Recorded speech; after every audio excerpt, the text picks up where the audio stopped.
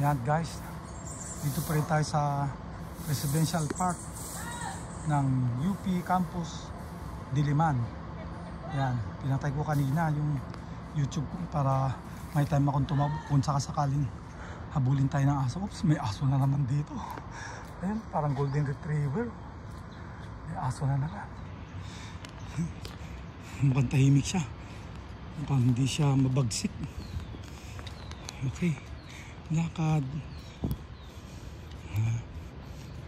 Again, brisk walking for a healthy and long living when you are old and grumpy, just like me. Ito, hindi kaya ito asong ulol. Mahirap makagat ng asong ulol eh. So, andito pa rin tayo sa residential area ng UP Diliman Campus. Ano to? Minsan ginagawang design yan eh. Yung mga nakasabit na yan, mga halaman na yung mga bagging na yan. Minsan may inatinan akong wedding garden. Ganyan ang mga design nila. May mga ganyan.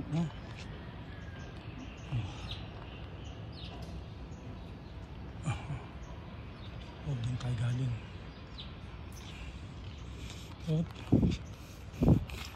Dito sa UP ang problema, pag binigyan kanila ng housing unit, isa lang ang garahe. Paano naman kung ganyan karami ang sasakyan mo? Saan mo gagarahe yan? Sa bagay, hindi naman busy street ito. Hindi naman heavy traffic dito sa lugar na to. So, makikiparada ka dyan. Vacant lot yan eh. Ayan vacant lot. O kung may extra kang kotse, di dyan mo igarahe. Kotse mo, kotse ng asawa mo, kotse ng anak mo, kotse ng katulong mo. Pwede dyan. Pag marami kang kotse, itong problema. Yung parking, lalo sa Manila.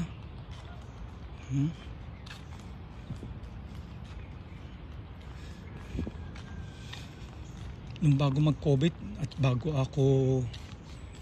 nung bago mag-COVID, tapos na stroke ako, dito ako nagbi-brisk walking at naka-recover. Ayan. Diyan. Ano meron doon? Meron sila. May palamuti sila. Decorations para siguro to sa kwan. Tapos ng Pasko para in preparation siguro to sa kwan. Chinese New Year. Ayan, tingnan natin. Biro mo. The last frontier. One of the last frontier in Metro Manila. Itong UP Campus area. UP Diliman area. Pababa siya. Baka mahirapan akong bumalik pa akyat. Ayoko na. Pababa guys. May matanda na tayo eh. Baka mahirapan. Ito may daan dito. Papuntang road 1 sa road 2. Papuntang, alam ko, I remember this place. Dito ako dumadaan nung araw eh. Papunta sa road, galing ng road 2, tapat ng bahay namin. Tapos sasakay ako ng bus, papasok sa San Sebastian nung araw. Balik na tayo, baka mahirapan ako umakyat. Alam nyo na, tandaan na. Alam ko doon ako dumadaan noon. Katapat lang ng bahay namin yung road 2. Tapos magpapaalam ka, makikiraan ka.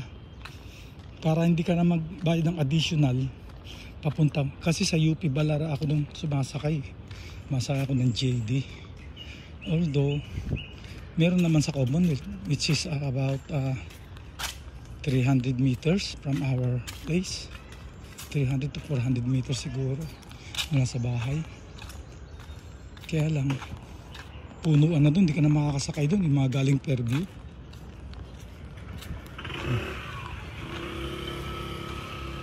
Ito ba yung malaking vacant lot ito Pwedeng gawing dog park sana to para dyan sila tumai, umiihi. Tapos kolektahin yung mga dumi nila, gawing fertilizer. Diba? Ayan sana gawing dog park. Pwede. Bawal magpanatili para sa pagpapantin ng kalinisan. Ang ating campus, bawal magtapon ng basura dito. Oh, maganda sana gawin dog park yan, no? Sigili mo ng 5 pesos per dog o 20 pesos bawat isang aso para naman para sa maintenance at cleanliness ng area. Oh. Ito drainage construction. Kung drainage ito o tubig construction, tanong natin. Bakit para saan yan? Drainage o sewerage? O tubig? Sa mga kwan, septic tank. Saan papunta yan? Hindi, I mean sun water. Hindi, sun waterway papunta yan. Doon sa baba. Planta po. Planta? Ah, may planta pa. Para pag labas ng planta, pwede nang inumin. Hindi po. Ah, hindi. Pero mga katas ng tayo tsaka ihi yan, ano? Ang diretso po nito dito sa may arboretum. Ah, Yung planta doon. may planta pala yan, ano? Pagkatapos niya pwede na. Pag dito sa UP, doon ang diretso sa arboretum. Pero paglabas sa planta, hindi pwedeng inumin, ano? Pero pwede panlaba, panligo. Pero pag tinapon na po sa mga creek yun, malinis. Malinis. Oo, kasi puro mga katas ng ihi tsaka tayo yan, eh. Usually, di ba? Po. Sige, so guys, thank you sa interview. Ayun, may planta pala ng mga sewerage dito para mapakwan yung tubig. Pero hindi pwedeng inumin pag na-purify or na-process ng planta. May water treatment plant dito sa ganda, no? May water treatment plant sila. Biro mo, dyan dadaan lahat yung mga katas ng ihi at saka tae.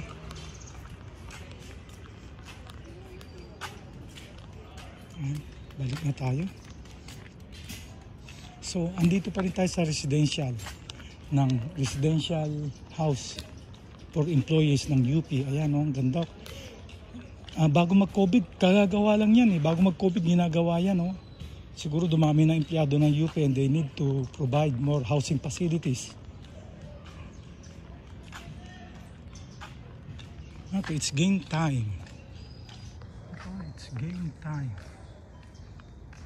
The UP Community Court is now open. Secure your slot by scanning the QR. May bayad kaya yan? Yan yung nadaanan natin kanina. Sa isang vlog ko, nadaanan ko yan, eh. Ay, hindi. Basketball court. Oh. Oh, tignan nyo, oh. Mga gubat-like forest, virgin forest-like area ng UP. Oh, oh.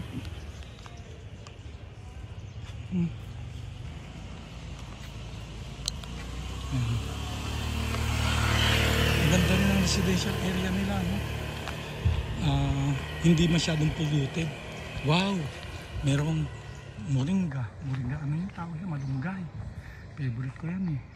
Very healthy raw yan. Lalo yung bunga niyan. May medicinal value o medicinal properties para sa health ng heart. Ito, anong puno kaya ito? Ay, minsan ituturo ko kayo sa isang place dito na puro puno ng Pilipinas na may description pa. Gawin natin sa isang vlog yun. Okay.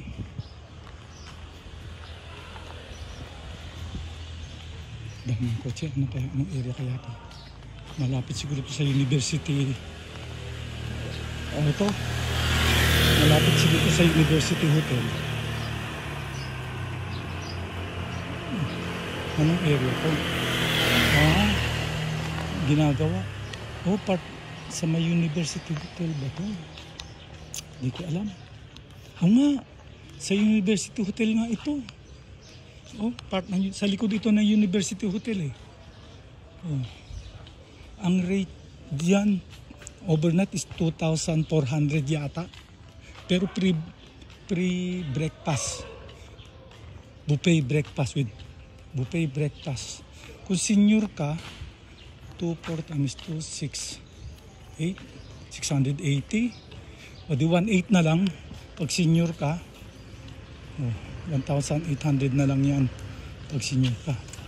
Located siya adjacent sa residential area ng UP. Oops, ingay. Yan, may parking. Oh. Na-vlog ko na to. Kumain pa nga ako dyan, eh, noon. Tsaka nakapag-stay na ako rito nung umuwi yung sister ko galing Norway. Ayan. Hindi na natin papasoon pero ipapakita ko sa iyo yung front view ng dito may parking. Dito may parking din sa loob. Ayan, adjacent lang siya sa mga residential house. Ayan, oh. University Hotel. Ayan. Ang entrance doon dito ang labas. Yan ang University Hotel. Okay, that's it. Pansit. Let's go and eat pusit. Nung isang araw, pusit ang kinain kong sarap eh. Adobong pusit is my favorite. Is one of my favorite. Paglabas natin dito, kung na to eh. UP Chapel. Diyan madalas magsimba dati ang parents ko.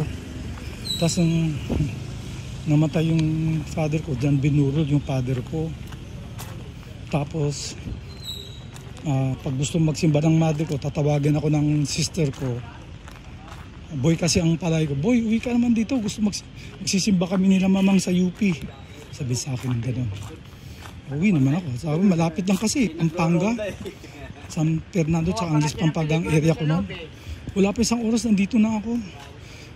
70 kilometers lang. Ang NLEX mula doon tsaka sa amin, plus 15 minutes traffic, 30 minutes. So, 1 hour or less pa lang, nandun na ako. Ma'am, anong breed yung aso mo? Ma'am, anong breed to? Hindi ako nadinig. Anong breed yan, ma'am? Mix? Parang malapit na maging golden retriever, ano? Ito, cute dito. Ito area na to, cute. Hindi siya masyadong elegant, but it's cute. Ayan, may stair pababa. Ayun, kasi may bahay din. Cute, ano?